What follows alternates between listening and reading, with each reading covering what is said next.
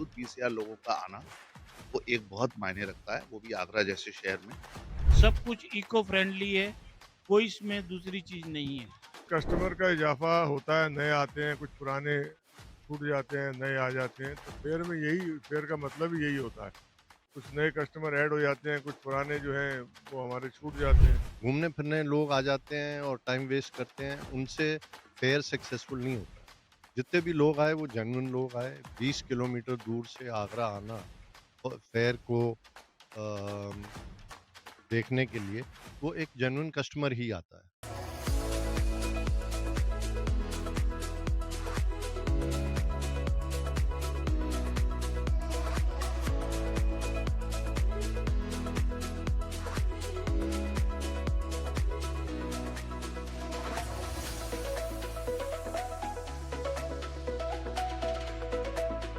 नमस्कार दोस्तों, मैं धर्मेंद्र सिंह और आप देख रहे हैं टीएनएफ टुडे।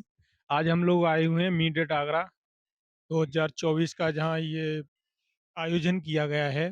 तो हम यहाँ कुछ जानेंगे, जो स्टॉल लगी हुई हैं उनसे क्या कुछ व्यवस्थाएं रही, क्या कुछ है रहा है इस साल, जो गुजरी हुई साल हैं उनसे अपोजिट क्या कुछ रहा उससे खास यहाँ पर। तो आइए इसी सिलसिले में कुछ लोगों से बात कर लेते हैं। मीट एट आगरा का समापन हुआ है, तो क्या कुछ रहा सर इस साल? इस साल बहुत बढ़िया रहा, करीब 20,000 विज़िटर्स आए। किसी भी फेयर का सक्सेस जो होता है, वो अच्छी क्वालिटी के विज़िटर्स पे होता है। ये घूमने-फिरने लोग आ जाते हैं और टाइम वेस्ट करते हैं, उनसे फेयर सक्सेसफुल नहीं होता है। जितने भी लोग आए, वो जेन्युइन लोग आए। 20 किलोमीटर दूर से आगरा आना फेयर को अम, देखने के लिए, वो एक जेन्युइन कस्टमर ही आता है। तो बहुत सारे जूते के manufacturers, factories, component manufacturers, sole manufacturers और जिनके छोटे-छोटे कारखाने हैं, जो कि कारखाना लगाना चाह रहा है, इस तरीके की लोग यहाँ आए और ये बहुत सक्सेसफुल रहा। जी सर, इस साल देखा गया था कि कुछ बच्चे भी आए थे, न्यू स्टूडेंट्स वगैरह, तो उनको क्या कुछ संदेश देना चाहेंगे? बच्चों को ये संदेश देना चाहेंगे कि आप इस इंडस्ट्री में आइए, इसमें बहुत स्कोप है, बहुत फ्यूचर है। आगे जितना आप मेहनत करेंगे, इसमें आपको रिज़ल्ट मिलेगा। ये एक इंडस्ट्री है जिसमें कम कैपिटल लगा के बहुत अच्छी रिटर्न मिल सकता है। पिछले 40 साल से हम इस इंडस्ट्री में हैं और काफ़ी अच्छे बल्क क्वांटिटी में करते हैं। और फेयर यहाँ पे ये हमारा शुरू से ही हम लगाए हैं। ये 13 एडिशन है या 14 जो भी है, वो हम पूरे शुरू से ही लगे हुए हैं। हमारे यहाँ पे अच्छा बिजनेस भी होता है, कस्टमर काफ़ी आते हैं। स्टॉल में आप देखोगे अभी भी भीड़ है कस्टमर का। तो हमारे लिए तो ये अच्छा स्कोप होता है कि नए नए डेवलपमेंट हम दिखाते हैं, कस्टमर सारा सिलेक्ट करते हैं, उसके बाद हम बल्क सप्लाई करते हैं। सर, जैसे अदर साल से कुछ और कुछ एक्स्ट्रा दिखा हो, इस साल कुछ ज़्यादा रुतबा दिखा हो, ऐसा कुछ? ठीक है, पहले से बेटर है ये। क्लीननेस भी ज़्यादा है और मैनेजमेंट भी बढ़िया है। उनको कोई प्रॉब्लम नहीं है इसमें और अच्छी जगह भी है और यहाँ बेस्ट फैसिलिटी ज़्यादा सब मिल जाता है एक जगह में। तो इसलिए हमारे लिए कोई दिक्कत नहीं है, वो इम्प्रूव होता है, साल साल दर साल इम्प्रूव होता जा रहा है। बेटा मेरा कॉर्क का स्टॉल है। ये पेड़ की छाल है, नेचुरल कॉर्क है। सब कुछ इको फ्रेंडली है, कोई इसमें दूसरी चीज़ नहीं है। जी सर, किस चीज़ के काम आता है ये? क्या कुछ बनाया है? ऑर्थोपेडिक स्लीपर है, जेंट्स, वुमेन, चिल्ड्रन। अब जैसे आप देख रहे हैं ये बच्चा पहन रहा है, इसके पैर में डिफरेंस है। इसका डिफरेंस के लिए मैं अब बना रहा हूँ, जिससे इसको चलने में दिक्कत खत्म हो जाए। पैर में डिफरेंस है, पैर एक ऊंचा और नीचा, वो हाँ, सिस्टम। उसके डिफरेंस के लिए आपके सामने चप्पल बच्चे को पहना रहा हूँ। इसकी पैर का जो प्रॉब्लम है सारी खत्म हो जाएगी थोड़े दिन के बाद। बनाकर दिया जाता ये इसके वेट से ऑटोमेटिकली बनेगा। मैंने इसके हिसाब से शीट सब कुछ रॉ मटेरियल दे दिया है। अब आगे फैब्रिकेट किसी से भी करा लेंगे ये। है। जी सर, ये इससे ये सब बनाया जाता है। हाँ जी, हाँ जी, कॉर्कवुड बेड बनाया जाता है। सर, आप इसकी कुछ खासियत? ये और नेचुरल है, वेदर प्रूफ है, हीट प्रूफ है, फायर प्रूफ है। मैं कि इसकी बहुत अपनी क्वालिटी है। दुनिया के अंदर इसके बिना, कॉर्क के बिना कुछ नहीं बनता। क्रिकेट बॉल देखोगे इसकी बनेगी, बैडमिंटन शटलकॉक इसकी बनेगी, क्लच प्लेट इसकी बनेगी जिससे स्कूटर चलता है। ब्रेक लाइनिंग इसकी बनेगी, इलेक्ट्रिकल ट्रांसफार्मर इससे बनेगा। मैं कि दुनिया शिप भी जो चलेगा वो इसकी हेल्प से चलेगा, अदरवाइज शिप नहीं चल सकता। जी सर, आज तो अपना स्टॉल यहाँ पर लगा हुआ है। जैसे इसके बाद अगर किसी को परचेज़ करना हो आपसे तो हमसे व्हाट्सएप करेगा, हम उसको सैंपल देंगे, या उसकी रिक्वायरमेंट होगी तो मटेरियल सप्लाई करेंगे। जी सर, मीडियट आगरा 2024 में आपका स्टॉल लगा हुआ है। किस चीज़ का स्टॉल है सर? हमारा फिनिश लेदर का स्टॉल है।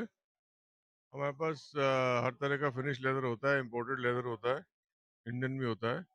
ज़्यादा इम्पोर्टेड में काम करते हैं, ट्रस्ट मंगाते हैं बाहर से और यहाँ लोकल शू फैक्ट्रीज को सप्लाई करते हैं। ये फेयर बहुत अच्छा रहा है। हर साल अच्छा होता चला जा रहा है फेयर। उम्मीद करते हैं अगले साल और भी इससे अच्छा हो जाएगा। और अच्छा, बहुत अच्छे हमारे कस्टमर्स आए यहाँ पे। सब पुराने कस्टमर्स भी आए, नए भी आए और अच्छे व्यापार की उम्मीद की जाती है। सर कस्टमर्स में पिछली सालें जो बीती हैं उनके अकॉर्डिंग इस साल कितना इजाफा हुआ है? देखिए, कस्टमर का इजाफा होता है, नए आते हैं, कुछ पुराने छूट जाते हैं, नए आ जाते हैं। तो फेयर का मतलब ही यही होता है। कुछ नए कस्टमर ऐड हो जाते हैं, कुछ पुराने जो हैं वो हमारे छूट जाते हैं। तो एक रेगुलर सेल बनी रहती है। यही पर्पस होता है फेयर का। जी सर, जैसे आपका अभी स्टॉल यहाँ लगा हुआ है, इसके बाद अगर किसी को परचेज़ करना हो आपसे तो वो कैसे कॉन्टैक्ट करेगा? वो सब हमसे कार्ड लेके जाते हैं, सब जानते हैं, सबने नंबर लिए हुए हैं, हमें कांटेक्ट करेंगे। हमारे पे दुकान है हमारी, वहाँ से आएँगे, ऑफ़िस पे आएँगे, लेंगे। सर अपनी मुख्य दुकान कहाँ पर है? कौन-कौन सी? हाँ, संजय प्लेस में है हमारा, ऑफ़िस भी है, गोडाउन भी वहीं है। जी सर, ये आपका स्टॉल लगा है, क्या चीज़ का स्टॉल है? मैं देख पा रहा हूँ लेदर है। तो सर कितनी वैराइटीज़ होंगी लेदर में? लेदर में तो 100 से ऊपर वैराइटीज़ हैं और तो उसमें अलग-अलग फिनिशेज़ होती हैं शूज़ के लिए। मेनली ये तो ख़ैर शूज़ के लिए, फुटवियर के लिए ही है। जी सर, तो क्या कुछ संदेश देना चाहेंगे आज की युवा पीढ़ी को कि इसमें जो ये बिज़नेस है अपना, इसमें आना चाहिए तो क्या कुछ है? अरे! लेदर के हमारे पास तो ख़ैर लेदर भी है और नॉन लेदर भी है इधर। तो अभी तो इंडिया में चाइना की डिपेंडेंसी है, वो काफ़ी हम लोग कम करने की कोशिश में लगे हैं। तो अब युवा पीढ़ी है, उनका भी साथ चाहिए। तो बहुत सारे आइटम हम लोग डेवलप कर रहे हैं। जैसे सबसे ज़्यादा लेदर कौन-सा पसंद किया जा रहा है इस समय?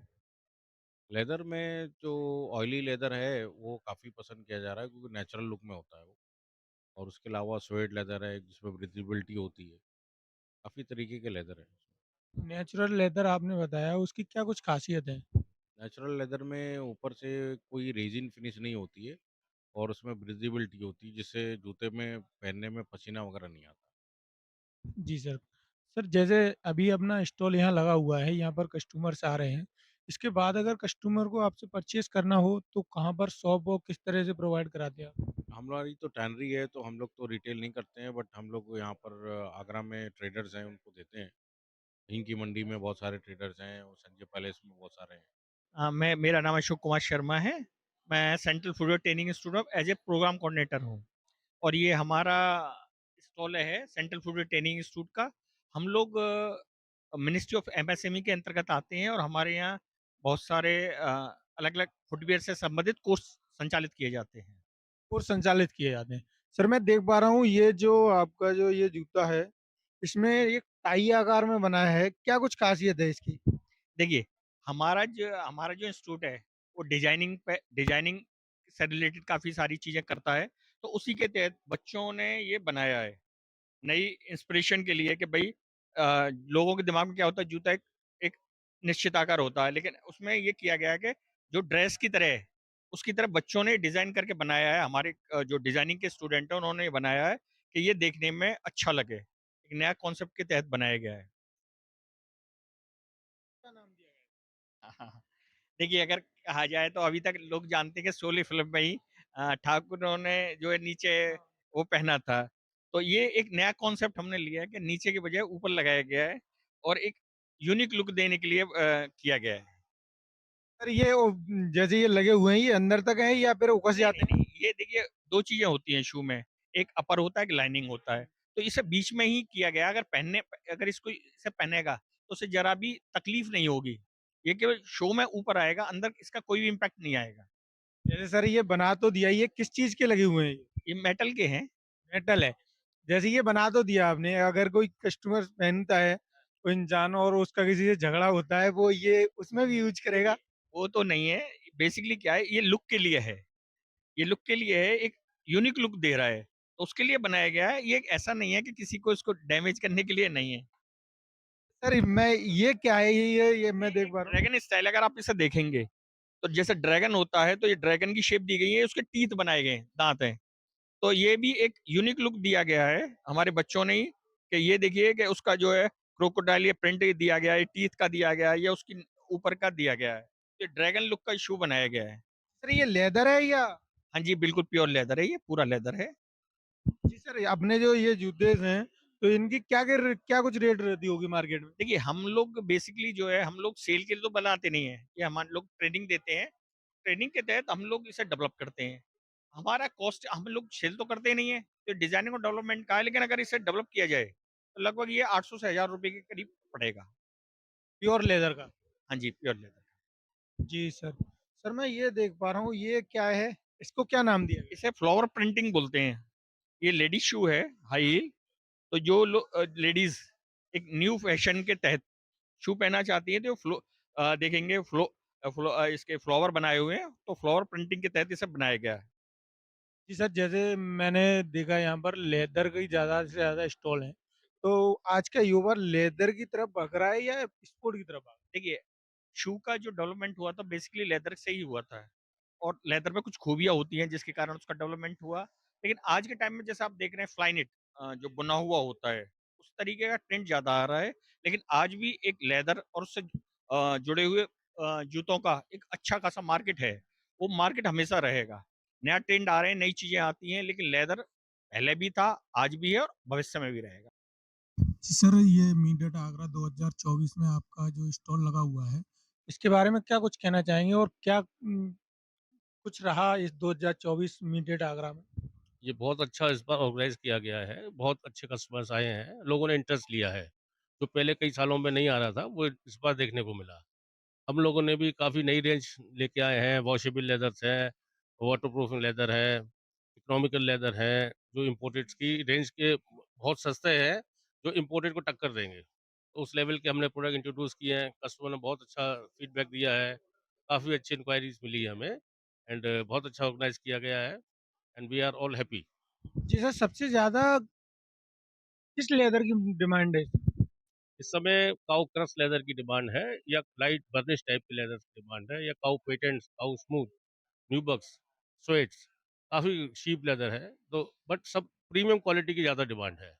तो लोगों ने काफ़ी अच्छा इंटरेस्ट लिया एंड हमको बहुत अच्छा ऑर्डर्स इंक्वायरीज मिली हुई है and sheep cow is main demand में रहेगा। जी सर, तो फिर आप ये मुझे बताइए ज़रा कि इनकी ख़ासियत क्या है? खासियत ये है जैसे काऊ पेटेंट है, ये लो मेंटेनेंस का है। इसको आप केवल वेट क्लॉथ से पोंछते हैं तो ये क्लीन हो जाता है। इसमें कोई पॉलिश करने की ज़रूरत नहीं पड़ती है। सेम स्मूथ लेदर है, ये भी बहुत ड्यूरेबल होता है। इसकी लाइफ अच्छी होती है। कुछ वाटरप्रूफ लेदर हैं, उसमें भी आप लॉन्ग लास्टिंग रहते हैं। क्रश लेदर इम्पोर्टेड में आता है, बहुत अच्छी इसकी लाइफ होती है। इसका बड़ा अच्छा गेटअप आता है। तो ये सब लेदर प्रीमियम क्वालिटी के लेदर्स हैं एंड ये ही ज़्यादा डिमांड में है। अब वो सस्ते लेदरों की डिमांड कम होके हाई क्लास की प्रीमियम लेदर्स की डिमांड काफ़ी बढ़ गई है। जी सर, अपना लेदर किस-किस देश तक सप्लाई होता है? हमारा सप्लाई हम लोग खुद भी मैन्युफैक्चर कर रहे हैं। हम इजिप्ट में मैन्युफैक्चर कर रहे हैं, काऊ क्रश लेदर है।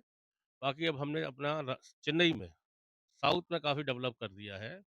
हम लोग साउथ में काफ़ी प्रोसेसिंग कर रहे हैं, मेक इन इंडिया पे जोर दे रहे हैं और मेक इन इंडिया में इंडियन मटेरियल्स, इंडियन प्रोडक्ट्स को ही हम प्रमोट कर रहे हैं, जिससे अपनी इकोनॉमी सुधरे। और जो रेट में भी सस्ते हैं, क्वालिटी में भी इम्पोर्टेड की टक्कर के हैं, जिससे लोगों को एक्सपोर्ट में अच्छा चांस मिलेगा। एक लो प्राइस में वो शू को ऑफर कर सकते हैं, जिससे आने वाले समय में ऑर्डर्स का उम्मीद ज़्यादा बढ़ेगी, क्योंकि अभी सबको सस्ता शू चाहिए।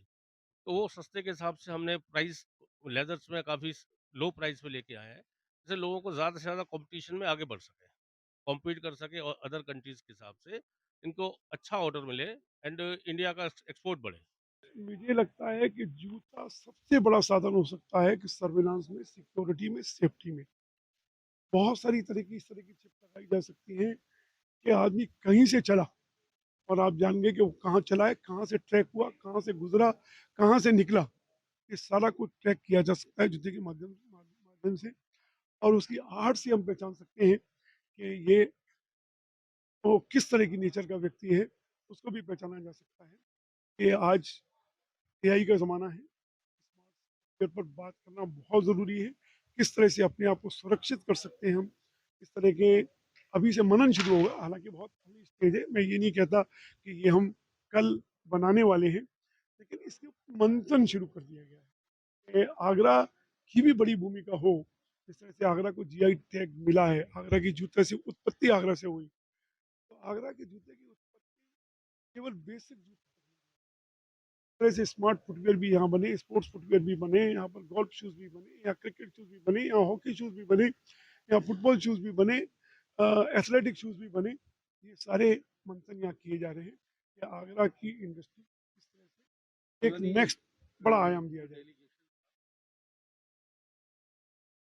देखिए तालिबानी जो डेलीगेशन था वो मशीन, अभी तक हम मशीन्स के लिए चाइना पर जो निर्भर रहते थे, चाइना पर निर्भर ना रह करके, क्योंकि चाइना से रिलेशन हमारे ऊपर नीचे रहते हैं, वो ताइवानीज अपनी फैक्ट्री यहाँ आकर के कैसे लगाएं और पहले कुछ साल यहाँ पर प्रदर्शित करें, अपनी मार्केट देखें।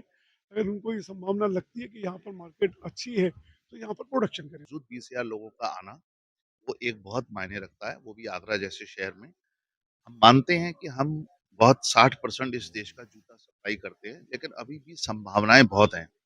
और जो हमारे सेशन हुआ उसमें जिस तरीके से विद्यार्थियों ने हमारा साथ दिया और समझा, और जो मोटिवेशनल उनको पता लगा कि हमें आगे बढ़ना है, इस काम में आना है, वो भी हम अपनी एक सफलता मानते हैं। व्यापार के अलावा भी हमारी जिम्मेदारी जो थी वो हमने पूरी निभाई है। मैं एफमैक की टीम को, अपनी सारी टीम को और सब व्यापारियों को धन्यवाद करता हूँ।